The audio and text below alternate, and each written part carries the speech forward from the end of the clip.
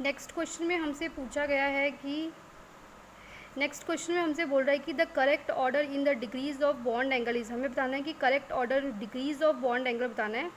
Decrease means सबसे ज़्यादा bond angle किसका है और सबसे कम ऑर्डर।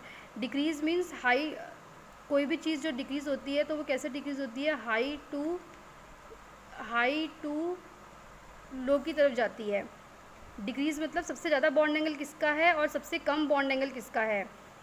हम इसमें जो है सारे जो ग्रुप 15 के एलिमेंट दे रखे हैं, ग्रुप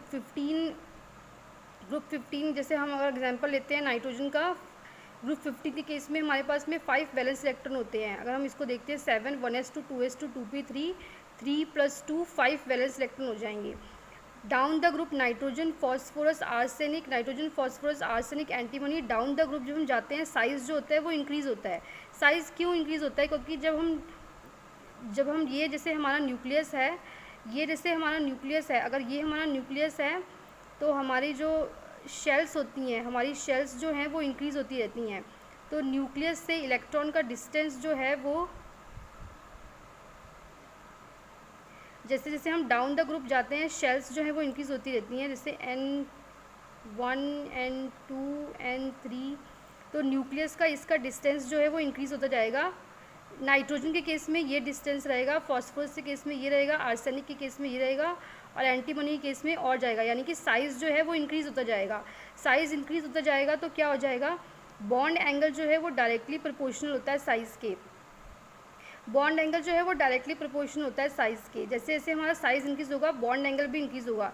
कैसे इंक्रीज़ होगा, हम एग्जांपल लेके चलते हैं अमोनिया का। अमोनिया के केस में 5 वैलेंस इलेक्ट्रॉन हैं, यहाँ पे हमारे पास में 3 हाइड्रोजन जो हैं ये हमारे सराउंडिंग एटम्स है। 3 हाइड्रोजन हमारे सराउंडिंग एटम्स हैं और एक इसके पास में हमारे पास में लोन पेयर हो जाएगा। एक हमारे पास में लोन पेयर हो गया तो हमारे इसके केस में बॉन्ड एंगल क्या हो जाएगा, नाइट्रोजन जो है वो स्मॉल है साइज़ में, नाइट्रोजन जो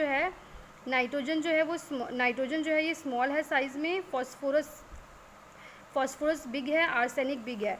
तो इसके केस में क्या हो जाएगा, इसके केस में यहाँ पे क्या हो जाएगा, लोन पेयर जो हैं, इस नाइट्रोजन के जो लोन पेयर हैं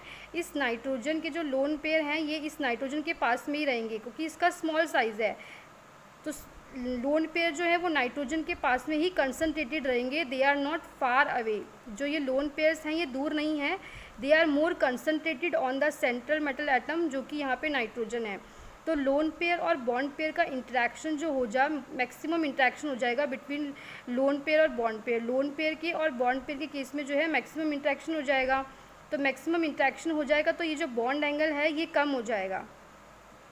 अब जब हम नाइट्रोजन से फॉस्फोरस को, अगर हम नाइट्रोजन से फॉस्फोरस पे जाते हैं तो नाइट्रोजन से अगर हम फॉस्फोरस की तरफ जाएंगे तो साइज़ इंक्रीज़ हो जाएगा। तो this lone pair it moves far away from the central metal atom. जो लोन पेयर है ये सेंट्रल मेटल एटम से दूर होते जाएंगे। तो लोन पेयर का और बॉन्ड पेयर का इंट्रैक्शन जो है वो भी कम होता जाएगा। अगर इंट्रैक्शन कम होता जाएगा तो बॉन्ड एंगल के ऊपर में कोई इफेक्ट नहीं पड़ेगा, बॉन्ड एंगल जो है वो इंक्रीज़ होता जाएगा। तो इस तरीके से सबसे ज़्यादा साइज़ किसका है, एंटीमनी का। सबसे ज़्यादा साइज़ एंटीमनी का है क्योंकि साइज़ इंक्रीज़ होता है। सबसे ज़्यादा साइज़ एंटीमनी का है तो इसके लोन पेयर जो हैं ये बहुत दूर हो जाएंगे। लोन पेयर्स जो हैं वो एट ए फार डिस्टेंस हो जाएंगे। They are not more concentrated on the antimony. Antimony के ऊपर ज़्यादा कंसनट्रेटेड नहीं रहेंगे। तो लोन पेयर और बॉन्ड पेयर का इंट्रैक्शन जो होता है वो बहुत कम हो जाएगा एंटीमनी के केस में। तो उससे जो बॉन्ड एंगल है वो सबसे ज़्यादा जो है वो एंटीमनी के केस में हो जाएगा। तो ऑप्शन बी जो है इसके केस में राइट हो जाएगा। बॉन्ड एंगल जो है वो डायरेक्टली प्रोपोर्शनल साइज़ के, साइज़ इंक्रीज़ हो जाएगा तो बॉन्ड एंगल भी इंक्रीज़ हो जाएगा। हमें डिक्रीजिंग ऑर्डर में अरेंज करना है, यानी कि हाई टू लो। सबसे ज़्यादा किसका हो जाएगा, एंटीमनी का, क्योंकि इसका साइज़ भी ज़्यादा है तो इसका बॉन्ड एंगल भी ज़्यादा हो जाएगा। और ये हमारा रीज़न इस तरीके से हम एक्सप्लेन कर सकते हैं।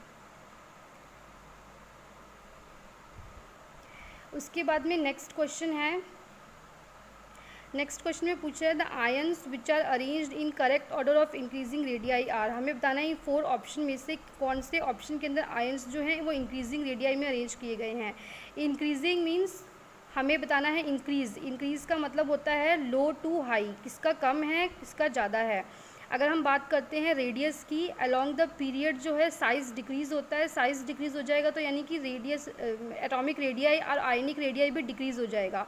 अगर हम बात करते हैं डाउन द ग्रुप की, तो डाउन द ग्रुप जो है साइज़ जो है वो इंक्रीज़ होता जाता है। जैसे मैंने अभी इस वाले में एक्सप्लेन किया था, साइज़ जो है वो इंक्रीज़ होता जाएगा। Down the group size size जो है वो इंक्रीज़ होता जाएगा, इसके केस में लो हो जाएगा, और जो डाउन द ग्रुप है उसके केस में हाई हो जाएगा।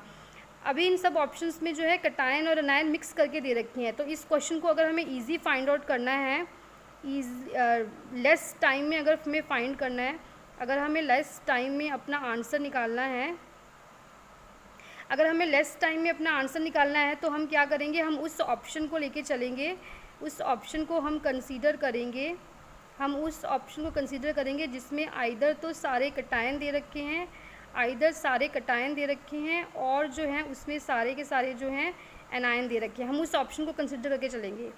तो ऑप्शन बी और सी में इसमें सारे कटायन हैं, इसमें सारे एनायन हैं, तो हम बी ऑप्शन को कंसीडर करते हैं पहले। बरीलियम, मैग्नीशियम और सोडियम दिया गया है। Down the group size increase हो रहा है, बरीलियम 2 पॉजिटिव हैं, दोनों के पास में 2 पॉजिटिव हैं। डाउन द ग्रुप क्या हो रहा है, साइज़ इंक्रीज़ हो जाए, यानी कि बरीलियम का साइज़ स्मॉल है, मैग्नीशियम का ज़्यादा है। और अगर हम बात करते हैं एल्कली मेटल जो होते हैं वो एल्कली मेटल बिग होते हैं, एल्कलाइन मेटल स्मॉल होते हैं, तो सोडियम जो है वो बिग हो जाएगा, और इसके पास में चार्ज भी कम है, क्योंकि कटायंस जो होते हैं वो स्मॉल साइज़ में होते हैं, अनायंस जो होते हैं वो लार्ज होते हैं। अगर इसके पास में +1 है तो यानी कि इसका साइज़ ज़्यादा है, +2 हो जाएगा तो साइज़ कम हो जाएगा। तो हमें कैसे अरेंज करना है, हमें लो टू हाई करना है। तो लो किसका हो जाएगा, बरीलियम का लो हो जाएगा, फिर मैग्नीशियम का, और मैक्सिमम किसका हो जाएगा, सोडियम का हो जाएगा। ये हमने ऑप्शन बी कंसिडर कर लिया। अगर हम एनायन वाले ऑप्शन को कंसिडर करते हैं तो हम सबसे पहले इनकी पोजीशन देखेंगे। इनकी अगर हम पोजीशन देखते हैं, यहाँ पे ये ऑक्सीजन है, ये 2 नेगेटिव में, 1 नेगेटिव में, 3 नेगेटिव में। एनायंस जो होते हैं, जिस एनायन के पास में ज़्यादा नेगेटिव है वो ज़्यादा है साइज़ में, ये यानी कि साइज़ में ज़्यादा है। फिर हमारे पास में 2 नेगेटिव आएगा, और सबसे एंड में हमारे पास में F नेगेटिव आएगा, और हमें लो टू हाई अरेंज करना है। साइज़ डिक्रीज़ हो रहा है, अगर साइज़ डिक्रीज़ हो रहा है तो सबसे कम साइज़ किसका होगा, F नेगेटिव का सबसे ज़्यादा सबसे कम साइज़ हो जाएगा। पर यहाँ पे F नेगेटिव के बाद में ऑक्सीजन आना चाहिए, पर यहाँ पे F नेगेटिव के बाद में N आ रहा है, यानी कि ये ऑर्डर सही नहीं है। ऑर्डर होना चाहिए नाइट्रोजन ऑक्सीजन फ्लोरीन, और आइदर फ्लोरीन ऑक्सीजन नाइट्रोजन, या तो नाइट्रोजन ऑक्सीजन फ्लोरीन होना चाहिए या फ्लोरीन ऑक्सीजन नाइट्रोजन होना चाहिए। और यहाँ पे अगर हमें सबसे लो टू हाई रखना है तो सबसे पहले हमारे पास में F नेगेटिव आएगा, क्योंकि इसके पास में 1 नेगेटिव है, 2 नेगेटिव है, 3 नेगेटिव है, तो ऑप्शन बी जो है इसका राइट आंसर हो जाएगा। इस तरीके से इसको ये पॉइंट याद रखने का है कि एक हमें देखना है कि अनायंस जो होते हैं वो हमेशा लार्जर होते हैं, और एक हमें देखना है कि चार्ज कितना है, +1 है, +1 +2 है, या -1 -2 है कटायन के और अनायन के ऊपर। ये कटायन हैं, कटायंस पॉजिटिवली चार्ज होते हैं, cations are positively charged, and anions are, anions जो होते हैं वो नेगेटिवली चार्ज होते हैं। तो इस तरीके से ये क्वेश्चन जो है सॉल्व हो जाएगा। उस ऑप्शन को लेके चलेंगे जिसमें आइदर सारे कटायंस और आइदर सारे अनायन दे रखे हैं, फिर उनकी पोजीशन देखेंगे। अलॉन्ग पीरियड जो है साइज़ डिक्रीज़ होगा, अलॉन्ग ग्रुप जो है साइज़ इंक्रीज़ होगा। इस तरीके से इस क्वेश्चन को हम सॉल्व कर लेंगे।